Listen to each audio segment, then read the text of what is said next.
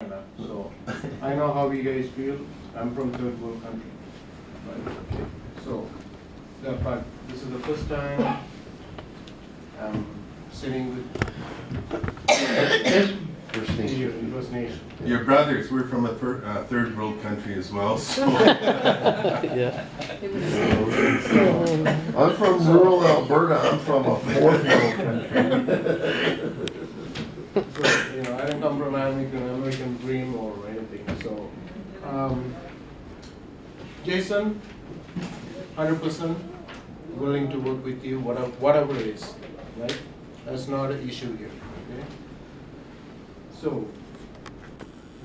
see, this is the first step for me. Whatever you guys expect to work with you, right? Like anything, in construction, development, any way you guys focus on.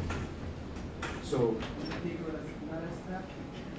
saying that, you gotta put your concept in place to meet to what do you need. So, Go ahead. You got a handout, yeah? yeah, so this is a Hand it just about us a little bit, you can look at it. We do more of a commercial and custom.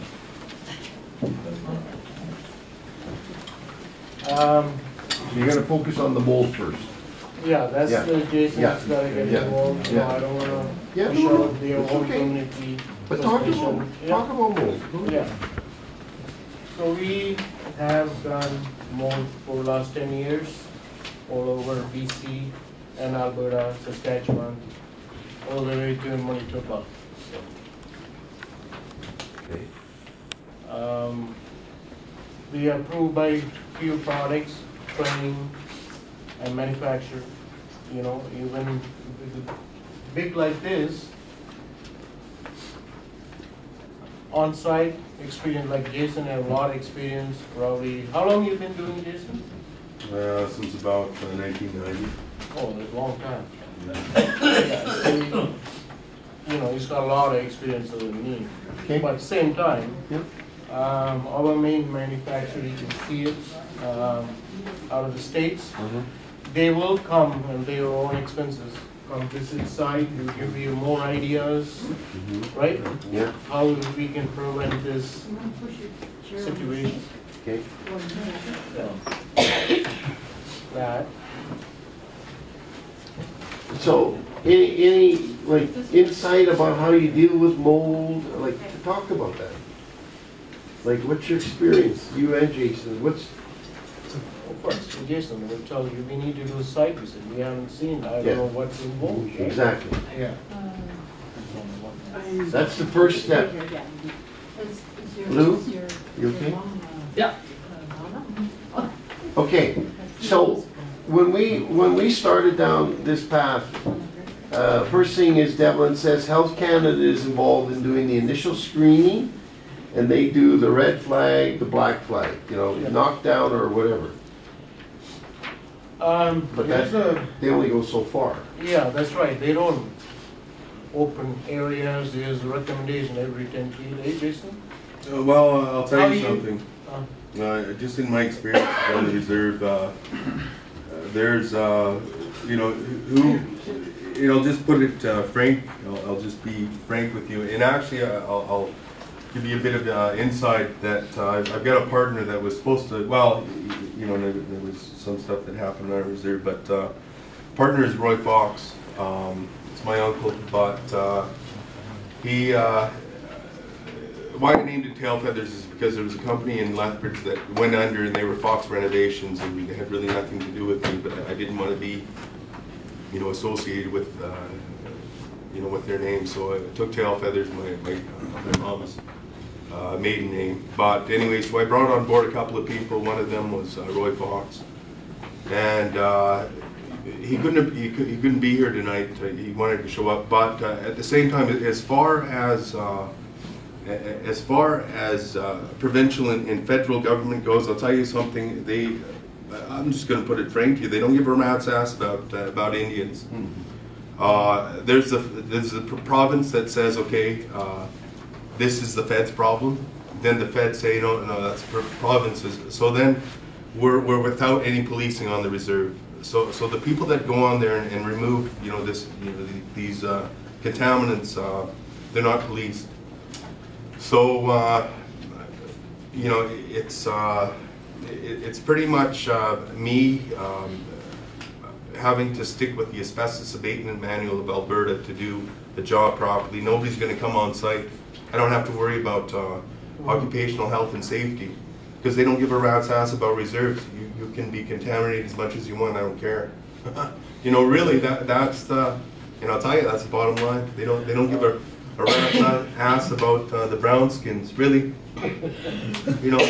So that's where I'm at with, and I used to work at our health department for about 5 years, and I got to know Sunil. I think he's a Treaty 7 rep for health. I think he's the environmental guy, but I told him, there's a school on the reserve that is completely contaminated. You walk out of there and you already feel sick, and this is called sick building syndrome. Yeah. You can get it mixed up with the I guess with flu. So a lot of doctors, they pass it off as the flu unless you know that you're living in mold and asbestos like that. So the doctor will say, here, take this. Yeah. You have a woman there that's been sick for about a year, coughing and stuff, and she's always been told she's got a flu. So, anyways, so they really don't care about who governs our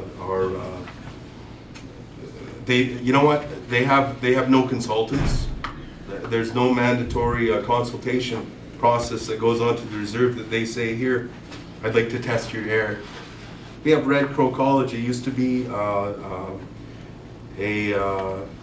residential school. Lead-based paint, PCBs, asbestos, all over the place. All over the place. You can walk in there, but they're not, chief and council are not going to send anybody in there because they're going to close it down right away. And they can't afford to, yeah. So Red Crow should really be closed down. I'm telling you. And we don't have those, we don't have the luxury of having somebody come on the reserve to say, here, shut her down. Nobody's going to do that because, you're going against chief and council and who cares, really? My sister was principal of Bonnecourt Elementary. They found mold one day. They were evacuated that day and shut down immediately for a year and a half.